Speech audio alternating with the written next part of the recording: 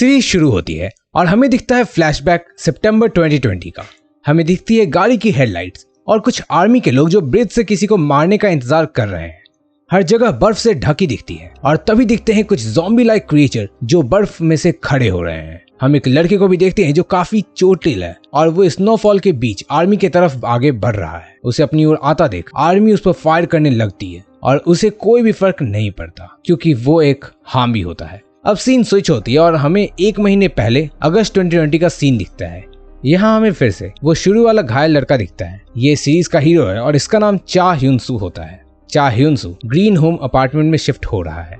Apartment में shift होने के बाद वो अपार्टमेंट के टेरेस पर जाता है जहां वो अपनी लाइफ को सोचकर काफी डिप्रेस्ड होता है और सुसाइड करने वाला ही होता है कि तभी उसकी नजर ली यून ऊपर पड़ती है जहां वो पिघल जाता है। ली यून यू एक बैले डांसर है और सेम बिल्डिंग में ही रहती है, तो ये चा ह्यून सू को सुसाइड करने से किसी तरह रोक लेती है। उसके बाद सीन शिफ्ट होकर हमें अपार्टमेंट के सिक्योरिटी गार्ड को फोकस करता है जिससे उसका बॉस काफी रूडली बात कर रहा है। वहीं एक डिफरेंट लेडी आकर उसे कुछ फिश देती है पर वो भी स्मेल कर रही होती है जिससे साफ लगता है कि कोई भी उस सिक्योरिटी गार्ड को अच्छे से ट्रीट नहीं करता।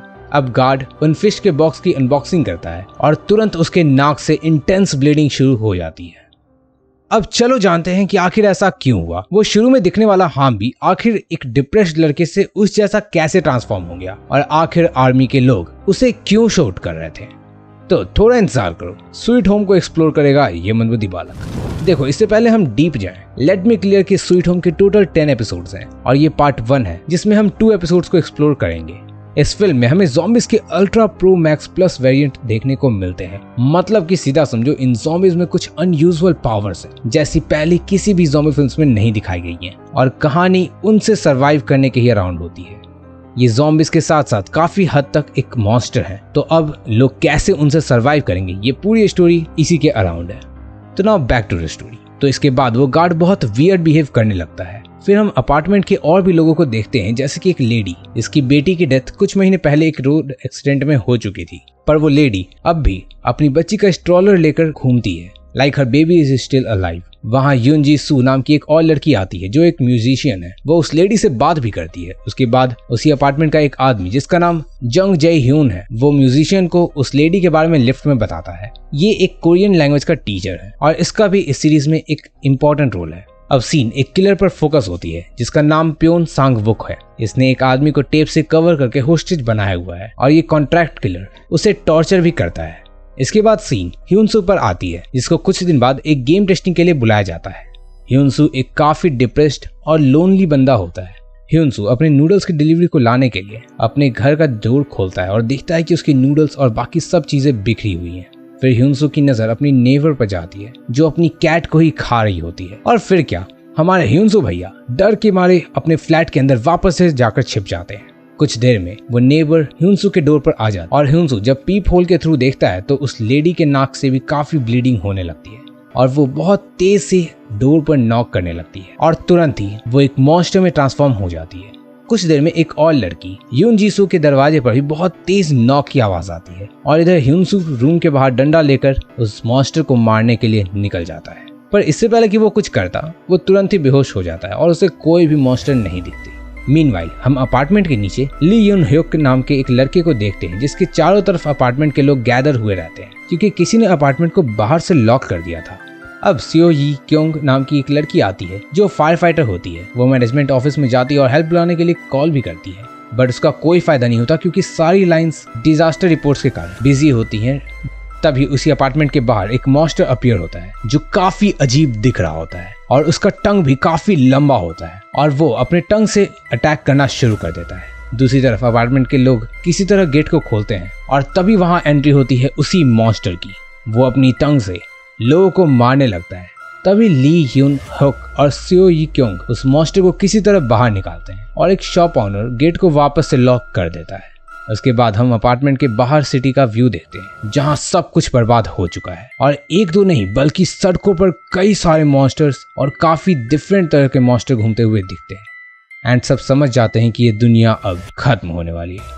वहीं लास्ट में सीन ह्यूनसू पर स्विच होती है जो बाहर की दुनिया को देख रहा है और अब उसके नाक से भी बहुत तेज ब्लीडिंग शुरू हो चुकी है और एपिसोड 1 यहाँ खत्म हो जाती है।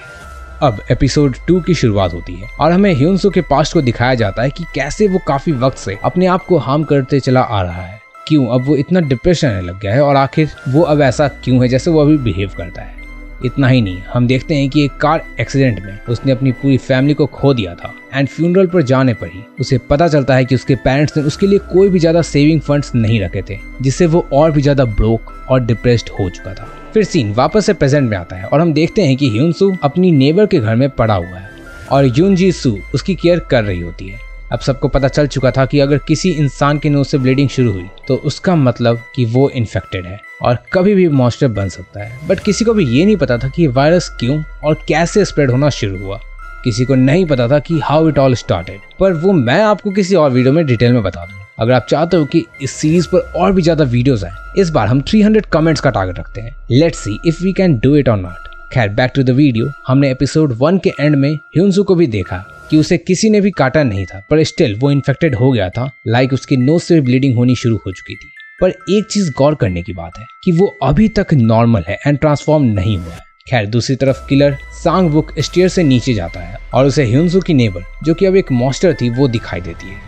वो पीछे से उस पर अटैक करती है और काट भी लेती है, बट सांग वुक काफी स्ट्रांग था और वो उसे मार देता है और वहां से चला जाता, जैसे कि उसे उसकी बाइट का कोई भी फर्क नहीं पड़ा। पर जब सांग वुक नीचे आता है जहाँ पहले से ही कुछ सोसाइटी के लोग होते हैं, तो वो सांग वुक के बाइट मार्क को देखकर उसे टेजर से शॉक देकर बेहोश कर देते हैं और एक पॉइंट पर तो उससे जान से मारने की भी कोशिश करते हैं और शॉप ऑनर उसे मारने भी जाता है, लेकिन सांग वुक वहां से किसी तरह से बचकर निकलता है। मीनवाइल जे ह्यून, जिसे हम शुरू में लिफ्ट में देखे थे और जो कि एक कोरियन टीचर था, वो अपनी कटाना से स्टेयर्स पर ही एक मॉन्स्टर का सर काट कर अलग कर देता है और लड़की को बचा लेता है। पर सर काटने के बाद भी वो मॉन्स्टर अभी भी जिंदा होता है, लेकिन वो अब आवाज सुन के अटैक करता है और फिर वहां से जेहुन और वो नेबर भाग जाती है। स्लोली वो मॉन्स्टर अब ह्यूनसो के अपार्टमेंट में आ जाता है और वहां ह्यूनसो चुपचाप किसी तरह से उस मॉन्स्टर से बचता है। तभी वो बालकनी के नीचे देखता है कि एक बिग आई मॉन्स्टर एक और लेडी और बच्चे पर अटैक कर रहा है, पर तभी वो टीवी फेंक कर उस लेडी और बेबी को बिग आई मॉन्स्टर से बचाता है। अब वो बिग आई मॉन्स्टर ह्यूनसो को मारने आता है, पर तभी एंट्री होती है वेपन स्मिथ, यानी वेपन्स में माहिर हैंडू सिक नाम के इंसान की। ये भी ह्यूनसो का नेबर है और ये उस बिग आई मॉन्स्टर को अपने वेपन से काट देता है। देन वो ह्यूनसो को मॉन्स्टर से लड़ने के लिए एक और वेपन देता है और प्रो टिप भी देता है कि stay hidden as much as possible. इसके बाद ह्यूनसो उसे सर कटे हुए मॉन्स्टर के ऊपर उस वेपन से स्टैब करता है और उसे इलेक्ट्रिक शॉक देकर बेहोश कर देता है।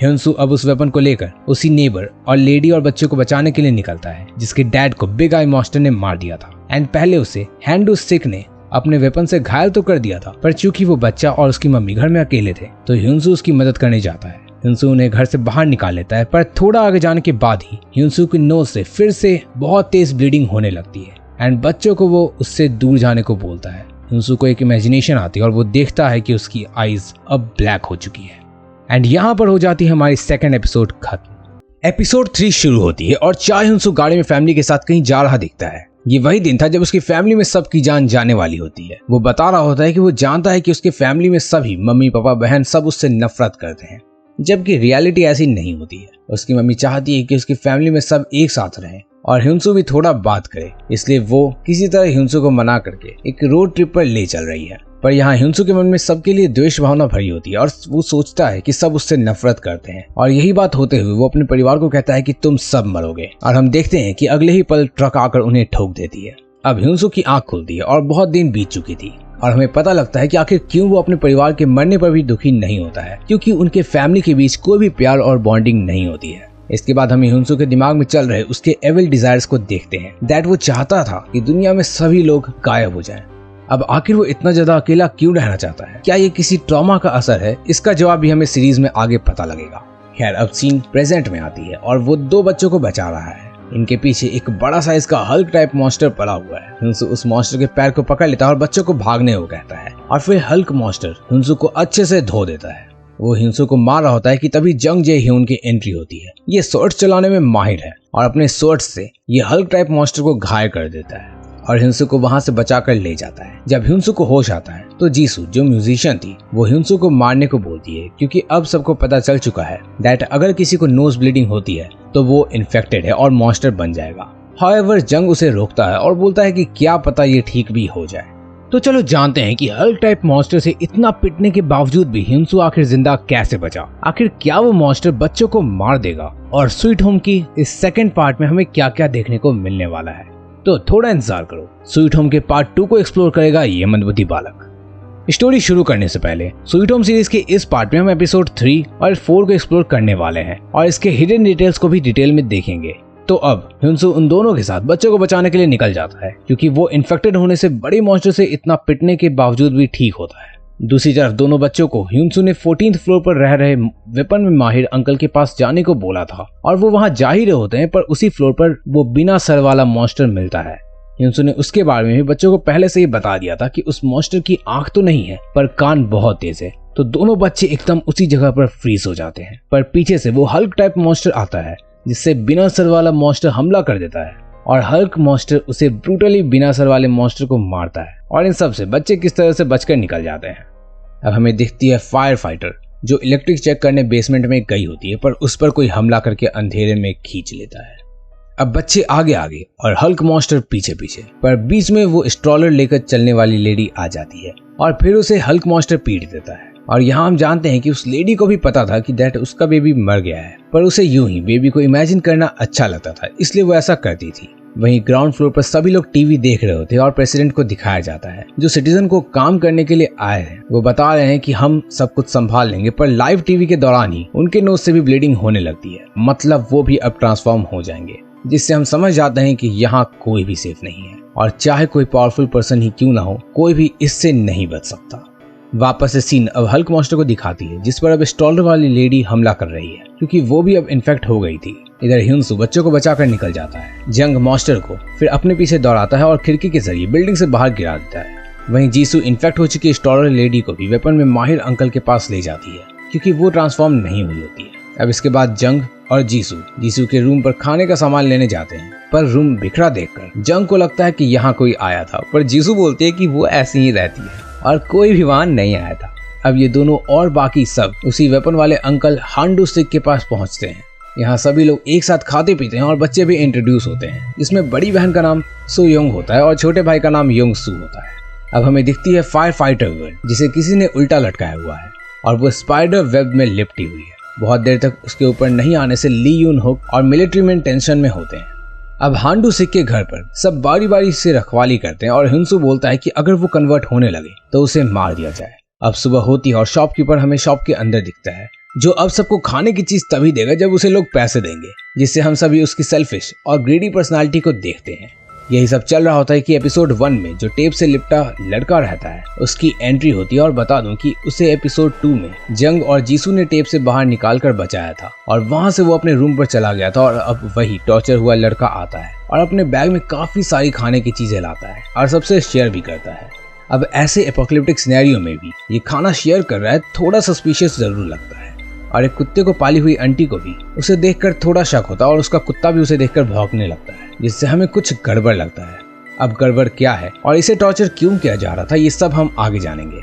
इसके बाद दो लड़के बाहर के सिनेरियो को ऑब्जर्व कर रहे होते और सुबह होते ही अपार्टमेंट में रोजाना एक अलार्म बजता था, तो वही बजने लगता है और मौका देखकर एक लेडी गेट खोल देती है, क्योंकि उसकी बेटी बाहर फंसी हुई होती है। उस लेडी को तो शुरू में दो लड़के बाहर जाने से रोकते हैं, पर जैसे ही वो देखते हैं कि गेट खोलने पर उसकी बेटी भी दौड़कर आ रही है, तो मिलिट्री मैन भी बाहर चला जाता है और बड़े जीव वाला मॉन्स्टर दोनों को एक साथ ही मार देता है। और सब देखकर ये शॉक हो जाते हैं। और अब क्या, वो मॉन्स्टर गेट खुलने का फायदा उठाकर बाकियों को भी मार देगा? इसका जवाब हम जान पाते हैं इससे पहले ही एपिसोड 3 खत्म हो जाती है। अब आगे क्या होगा उसे जानने से पहले जितने भी की ड्रामा लवर्स हो, चैनल को सब्सक्राइब करके अपनी स्ट्रेंथ दिखाओ और वीडियो को लाइक भी कर देना। तो एपिसोड 4 शुरू होती है और बिल्कुल वहीं से कहानी शुरू होती है कि मॉन्स्टर ने अपनी जीभ से दोनों को मार दिया है। अब तुरंत ही ली यून हुक उसके आगे के सामान को लगाता है और दूसरी तरफ सब रो रहे होते हैं एंड गेट बंद करने लगते हैं, पर मॉन्स्टर अपनी जीभ अंदर लाता है और यून हुक बाल बाल बचता है। पर यहाँ इस बंदे की एक खास बात मैं आपको बता दूं कि ये बहुत ही क्रिटिकल और डेंजरस सिनेरियो में भी बहुत काम रहता है। मतलब कि ली यून हुक जितना पीस माइंडेड है, उतना पूरे ग्रीन होम अपार्टमेंट में कोई भी नहीं है, और बाकी सब जहाँ रो रहे होते हैं वहीं वो एकदम शांत होता है। सीन स्विच होकर के विपन स्मिथ के घर पर जाती है, जहाँ जंग, जीसू और ह्यूनसू नीचे आ रहे हैं, पर बाकी चारों वहीं विपन स्मिथ के घर में ही है। इसके बाद अब 2 और न्यू कैरेक्टर्स से हम इंट्रोड्यूस होते हैं जो पापा और बेटी जैसे लगते हैं, पर ये फादर मिलिट्री से रिटायर्ड लगते हैं। वहीं नीचे का हाल कुछ और ही है क्योंकि सब अब सतर्क हो गए और गेट के आगे सामान अरेंज करके सेफ्टी कड़ी कर रहे हैं। वहीं बेसमेंट में एक स्पाइडर मॉन्स्टर फाइटर गर्ल के पीछे पड़ा हुआ है, जिसे किसी तरह जान बचाकर वो ऊपर आ जाती है और ऊपर आते ही वो ली यन हक को मारती है क्योंकि उसने ही फाइटर गर्ल को नीचे जाने को बोला था, despite he knew that basement में भी मॉन्स्टर है।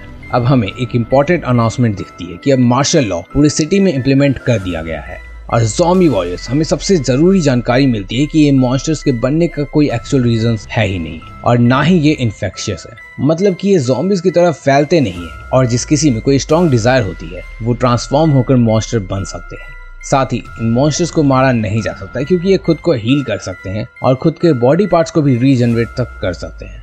पर अब ये कैसे मरेंगे ये सोचने वाली बात है क्योंकि इन्हें ज़ॉम्बीज की तरह मारना आसान नहीं है। इसलिए आप सोचो और कमेंट करके बताओ कि आप इन मॉन्स्टर्स को आखिर कैसे मारोगे। वेपन स्मिथ के घर में नीचे आने वक्त जंग, जीसू और ह्यूनसू को काफी सारी डेड बॉडी मिलती है जिन्हें मॉन्स्टर ने मारा होता और उसी दौरान एक मॉन्स्टर के धक्का देने से ह्यूनसू 9th फ्लोर से नीचे गिर जाता और यहाँ हमें लगता है कि हीरो तो गयो, क्योंकि गिरते ही उसका सर फट जाता है और बैले डांसर उसे देखकर रोने लगती है।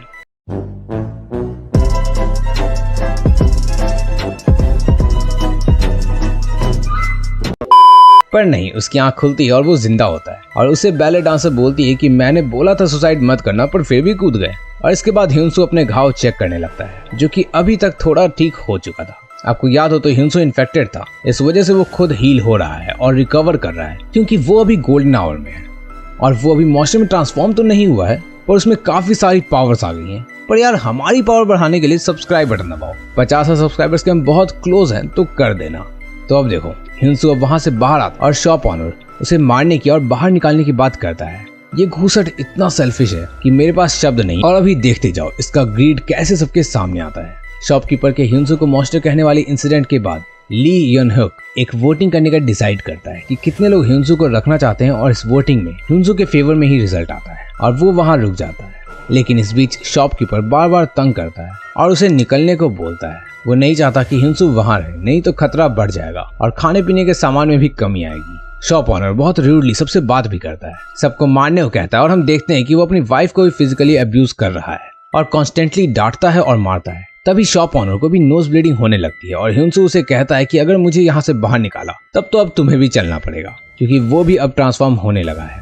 अब देखो आप सोच रहे होगे कि ये कैसे मॉन्स्टर बना, तो ये अपने लालच की वजह से ही मॉन्स्टर बना क्योंकि उसे ज्यादा आराम से रहने की डिजायर होती है और वहीं ह्यूनसू में कुछ पावर्स आने की वजह से वो उतनी ऊंचाई से भी गिरने से नहीं मरा और जब उस पर हल्क टाइप मॉन्स्टर ने भी हमला किया तो उसे ज्यादा तकलीफ नहीं हुई। तो बाकियों को ध्यान में रखते हुए दोनों को एक रूम में बंद कर दिया जाता है। वहीं स्टॉलर वाली लेडी जो ऊपर वेपन स्मिथ के साथ थी उसके अंदर का मॉन्स्टर भी अब एक्टिवेट होने लग गया है, मतलब कि कन्वर्ट होना शुरू हो चुका है। इसके बाद हम जानते हैं कि फायर फाइटर प्रेग्नेंट है और जीसू यानी जो म्यूजिशियन है वो अपनी पुरानी लाइफ और बॉयफ्रेंड के बारे में सोच रही होती है। वहीं बैले डांसर आकर उससे काफी एटीट्यूड में बात करने लगती है। अगर आपको याद ना हो तो बैले डांसर और शांत दिमाग वाला ली यन हक भाई बहन है और जहाँ एक तरफ वो एकदम पीसफुल माइंडेड है वहीं ये लड़की यानी कि उसकी बहन बहुत ही ज्यादा रूड है।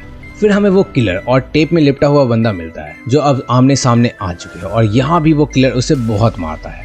तो ये बंदा भागते हुए क्वारंटीन रूम के पास आ जाता है और सबको बोलता है कि उसके भी नाक से खून बह रहा है, जबकि ऐसा कुछ नहीं होता है ताकि वो किलर से बच जाए।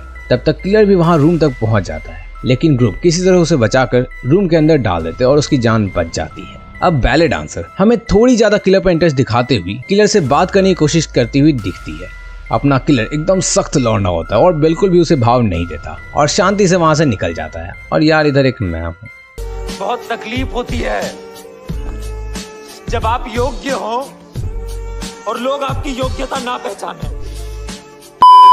खैर अब ली यन हक जंग से बात करता है और शील्ड किसने बनाई ये पूछता है और फिर जंग उसे वेपन स्मिथ अंकल के बारे में बताता है। दरअसल ये शील्ड काफी अच्छी लगती है और काफी स्ट्रांग होती है, इसलिए यन हक इसके बारे में जानना चाहता है।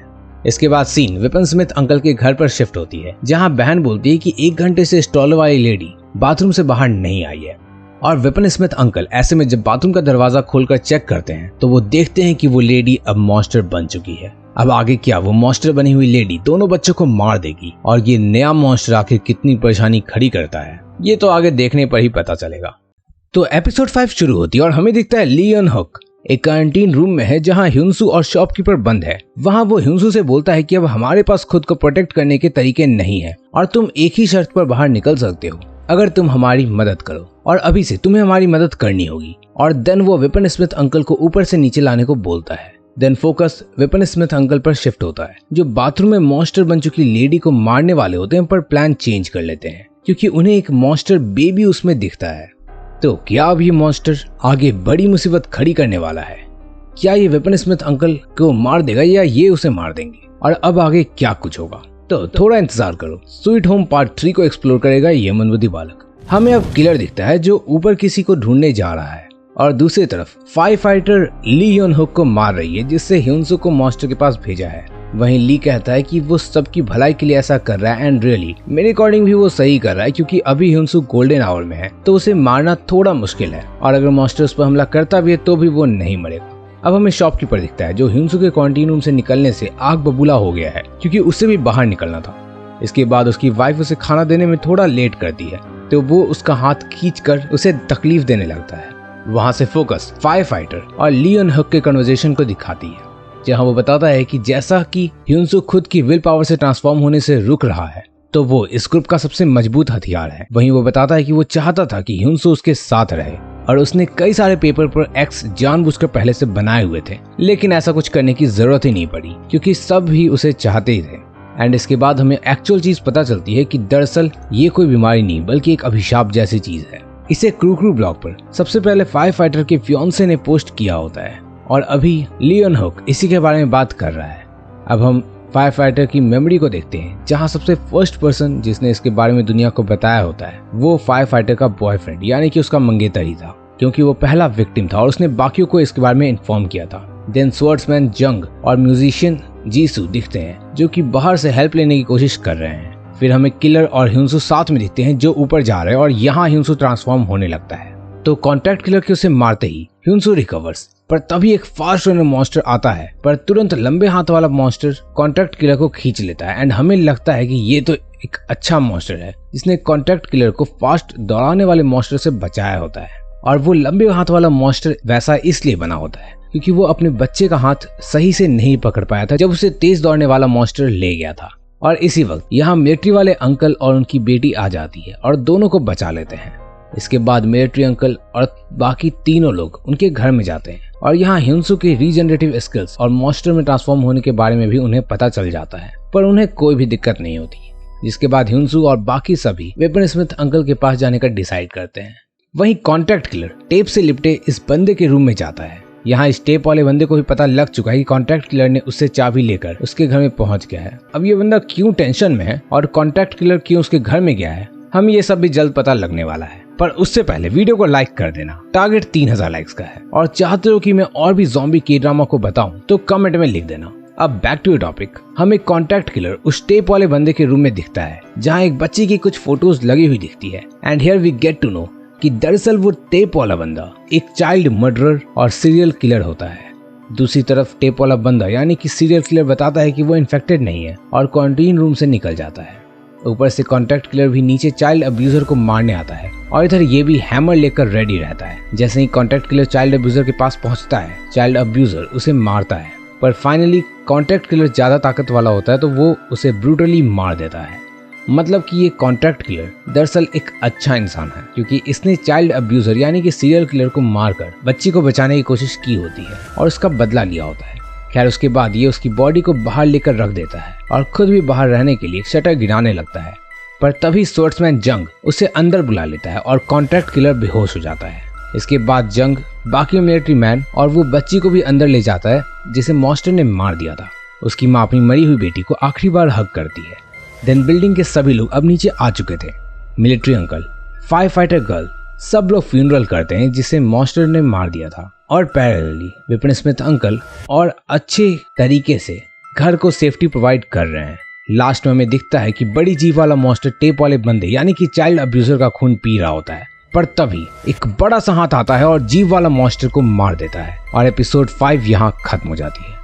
अब इसके बाद एपिसोड 6 की शुरुआत होती है और हमें दिखता है 2000 के वक्त का कॉन्टैक्ट किलर, जहां उसकी जर्नी दिखाई जाती है कि वो कैसे इस तरह बना जैसा वो आज है, और इस बिल्डिंग में पहुंचने की क्या वजह होती है। तो 20 साल पहले उस इंसान से मिलता है जिसने मस्ती में बचपन के कॉन्ट्रैक्ट किलर का घर जला दिया था और जिससे उसकी फैमिली के सभी लोग भी मर गए। तो कोर्ट ने मुजरिम को कुछ साल के लिए सजा दे दी थी और फिर उसे जेल से रिहा कर दिया, बट कॉन्ट्रैक्ट किलर को ये फेयर जजमेंट नहीं लगी, इसलिए वो उसे वहीं मार देता है। इसके बाद जुलाई 2020 का टाइमलाइन दिखता है जब एक फादर कॉन्ट्रैक्ट किलर को उसकी बेटी ढूंढने को कहता है जिसे टेप वाले बंदे ने किडनैप किया था। और शुरू में तो कॉन्ट्रैक्ट किलर रिफ्यूजेस, पर देन वो मान जाता है, जिससे वो ग्रीन होम अपार्टमेंट में बच्ची को ढूंढने में पहुंच जाता है, पर वो उसे आखिरकार नहीं बचा पाया। और वहीं टाइमलाइन प्रेजेंट में आती है जहां कॉन्ट्रैक्ट किलर को होश आता है और वो मिलिट्री अंकल की बेटी को चोक कर रहा है। देन हमें ये पता चलता है कि मिलिट्री अंकल की बेटी को भी सांस लेने में तकलीफ है। दरअसल ये वहाँ उसकी नर्सिंग कर रही थी क्योंकि इसे मेडिकल की नॉलेज होती है। वहीं दूसरी तरफ हमें मिलिट्री अंकल दिखते हैं जो एक बाइक को देख रहे हैं क्योंकि वो वहाँ से भागने की फिराक में है, पर वहीं पीछे से उनकी बेटी आ जाती है जो उन्हें रोकती है और बाइक की चाबी भी छीन लेती है। देन हमें कुछ फालतू लोग दिखते हैं जो लिटरली यूजलेस हैं और इन्हें अपने साथ रखना बहुत बड़ा महंगा पड़ने वाला है। लेकिन अब ऐसा क्यों है ये सब हम आगे जानेंगे। खैर अब ये फालतू लोग कॉन्ट्रैक्ट किलर को निकालने की बात कर रहे हैं क्योंकि इससे खाना डिवाइड होगा और इन्हें डर भी लग रहा है कि वो एक किलर है तो कहीं इन्हें ही ना मार दे। खैर इसके बाद कॉन्ट्रैक्ट किलर बच्ची के बचाने के पैसे को जला देता है क्योंकि ये दिल का अच्छा होता है। एंड देन वो और जब बैठ कर बात करते हैं और इनमें कुछ दोस्ती भी हो जाती है। देखो कॉन्ट्रैक्ट किलर का नाम प्योंग सांग वुक है, पर नाम कंफ्यूजिंग ना हो इसलिए हम कॉन्ट्रैक्ट किलर को अब प्योन बोलेंगे। फिर हमें दिखती है म्यूजिशियन जीसू जिसके भी नाक से ब्लीडिंग होने लगती है और सबको लगता है कि वो मॉन्स्टर बन गई है और तभी बाकी सब लोग उसे पकड़ने की प्रैक्टिस करने लगते हैं। सून जीसू की तबीयत और बिगड़ने लगती है और ली योन हुक बताता है कि उसे भी अपेंडिसाइटिस है। एज अ फैक्ट जितने भी लोग मुझसे इंस्टाग्राम पर कनेक्टेड नहीं हो तुम्हें भी बता दूं कि रिसेंटली तुम्हारे भाई की भी सर्जरी हुई है जिस वजह से I was not able to upload regularly. However back to topic.